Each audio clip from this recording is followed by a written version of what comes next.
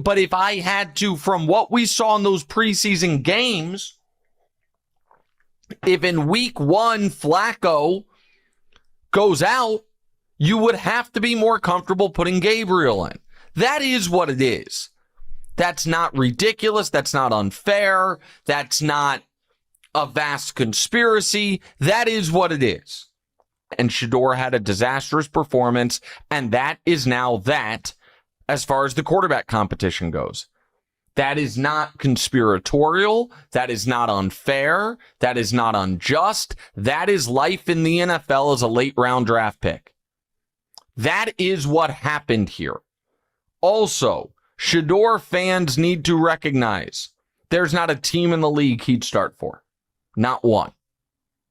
You're on the team with arguably the worst quarterback situation, and he is fairly, right now, their third best option to be a starting quarterback. Okay? So you have folks that absolutely know better saying things like Shedeur was out there with the 5th string offensive line when such a thing does not exist. It's like, oh, there's not? That offensive lineman was 10th on the depth chart.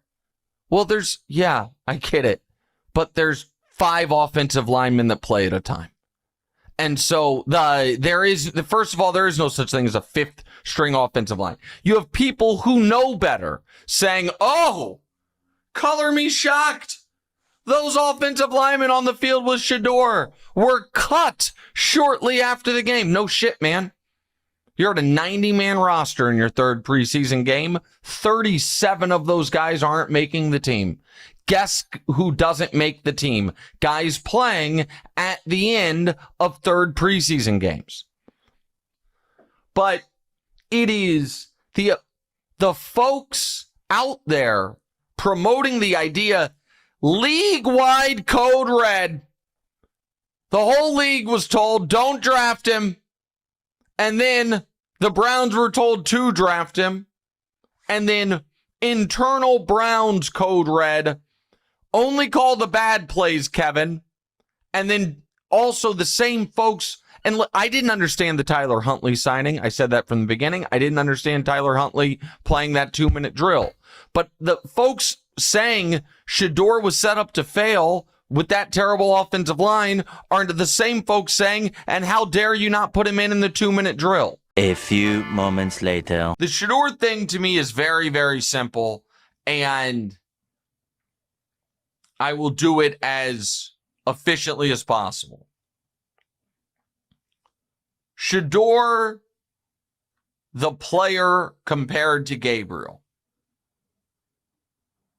and why Shedeur should be the starter.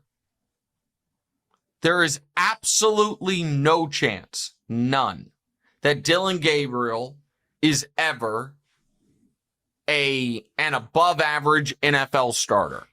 It would be delightful if Dillon proves me wrong. If, Dillon Gabriel's friends or family see this clip, he uses it for motivation, grows a few inches and gets a lot better.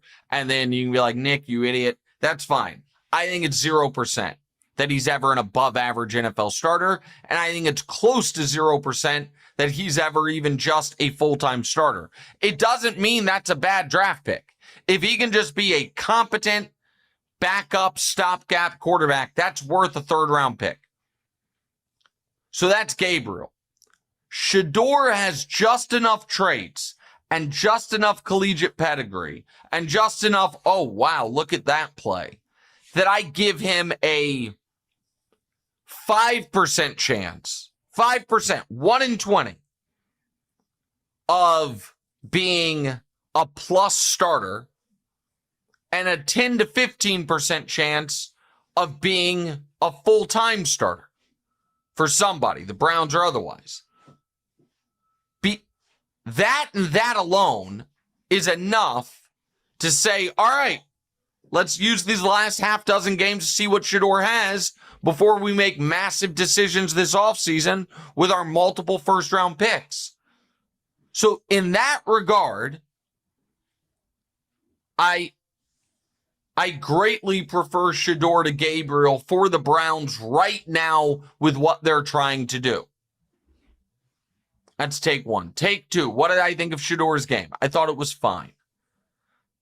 He had one really nice chunk play over the middle, another potentially really nice chunk play to Jerry Jeudy that was a really nice chunk play. Something's missing with this kid. This kid talks. He runs his mouth like I could be a starting quarterback with his arms crossed like this. Get your ass in the front row and study and do all that. If I know, the whole league knows. Quit being an embarrassment that way. You got the talent to be the quarterback. You should be. You should be embarrassed that you're not the quarterback now. A few moments later. Yesterday, he completed 3 passes for over 35 yards. Mm-hmm. If you take the whole season with all those other Browns, they completed 1 ball over 35 yards. One. That's why Myles Garrett's like, holy cow. And I hear you talking about it on ESPN Cleveland as well, where it's these guys are saying, I hear people in the room saying Shedeur is the best quarterback. It's like, really? Like, it's the hysteria behind the hype and the guy. If his name was Bobby Smith, nobody would care about a 5th-round quarterback.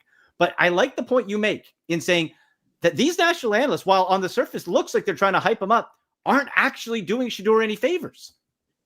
Well, yeah, just like Coach Prime overhyped his son. Yeah. And I get it. That's his son. His kid. Yeah. But it was so overhyped it created unrealistic expectations in the draft. And there was a huge disappointment in what resulted. I think the same thing could happen with media saying, oh, not being responsible and just saying he's clearly the best one out there. The ball explodes off his hands, and he does things that no one else does. I don't know where this is coming from, because Shedeur's fans get mad when I keep bringing up Dylan Gabriel does really good things out there. And they don't think I'm praising Shedeur enough. Well, I don't want to contribute to the false hysteria. Right. He and Gabriel are developmental quarterbacks. That's why they're taken in the 3rd and 5th rounds. You don't take your future starter. You might luck into it, like once in a blue moon. Russell Wilson, of course, Tom Brady, the ultimate. But that's not how you go about finding your quarterback. Again, this is a unique situation with Watson's contract, salary cap numbers going up to $80 million next year, and more than that the following year, even though next year is his last year under contract. So Andrew Berry had to construct a quarterback room at the bare minimum salary cap numbers, and he's done a great job of that. So next year, when they draft a quarterback in the 1st round, he'll be higher rated than either of these 2 guys he picked this year. And trust me, if they pick him in the 1st round, he's going to be the new quarterback. Right. A few moments later. Tony, what were your takeaways from Shedeur's start and how he looked? Well, I thought he looked good. He contributed more. I thought they'd win. You know, I was optimistic all week. Yep. And I thought the defense would pave the way.